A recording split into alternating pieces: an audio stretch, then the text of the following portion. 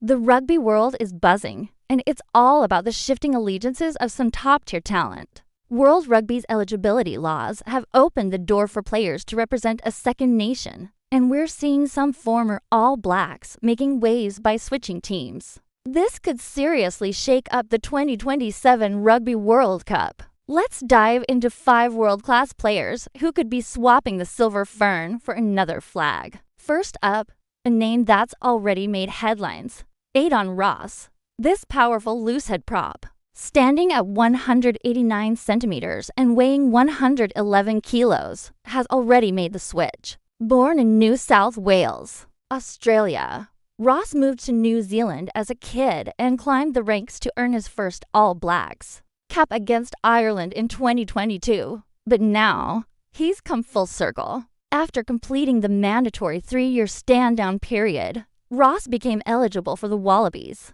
He didn't waste any time, making his debut for Australia in 2025. He's also signed with the Queensland Reds, solidifying his return to Australian rugby. Ross brings that classic Kiwi home scrummaging power and front row experience, a massive boost for the Wallabies pack as they build towards the next World Cup. It's a fascinating story of a player crossing the Tasman not once, but twice in his international career.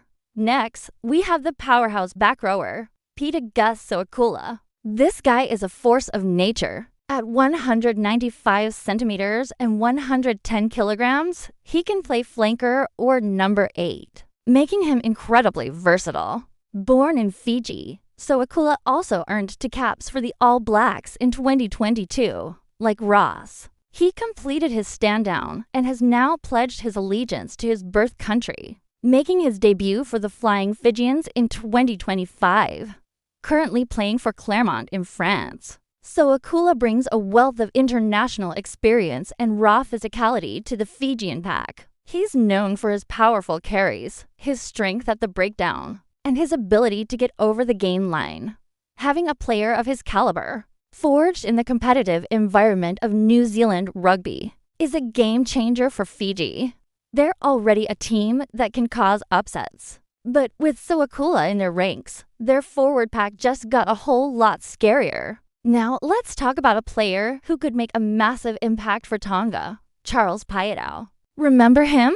An absolute superstar. Piutau earned 17 caps for the All Blacks between 2013 and 2015 before leaving New Zealand for a lucrative contract in Europe. He was one of the most exciting attacking players in the world, known for his incredible footwork, speed, and ability to break tackles. After years starring for clubs like Wasps, Bristol Bears, and now Shizuoka Blue Revs in Japan, Piutau finally made his debut for Tonga in 2023. He's a game breaker, pure and simple. His presence in the Tongan backline adds a level of star power and attacking threat that is hard to match. By the 2027 World Cup, he'll be a seasoned veteran, guiding a Tongan side that's already packed with talent. The prospect of Piutau linking up with other top players in the Tongan squad is thrilling and makes them a team to watch. His journey shows that a player's international career doesn't have to end after leaving the All Blacks. Another player on the radar for Tonga is the formidable center, Malakai Fekitoa. He was a key part of the All Blacks squad that won the 2015 Rugby World Cup, earning 24 caps for New Zealand. Fekitoa is a hard-hitting, direct-running midfielder who provides real defensive steel and attacking punch. After his All Blacks career, he played in France and England before also committing to his Tongan heritage. He made his debut for the Ikiltahi, bringing that World Cup winning experience to the team. Like Piutau, Fekitoa adds a layer of professionalism and big game temperament that is invaluable. Having a center partnership that has played at the highest level of the game is a massive advantage. Fekitoa's power in the midfield, both in attack and defense, makes Tonga a much tougher proposition for any opponent. The combination of these former All Blacks could turn Tonga from a passionate, physical side into genuine contenders for the knockout stages. Rounding out our list is a player who could be a huge asset for Samoa, Julian Savea.